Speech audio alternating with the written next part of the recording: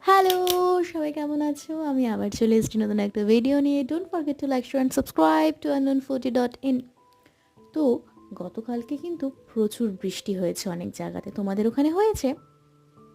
আর এই বৃষ্টির দিনে এই ঠান্ডা ঠান্ডা ওয়েদারে গরম গরম খিচুড়ি সাথে কিছু ভাজাভুজি থাকলে আহা!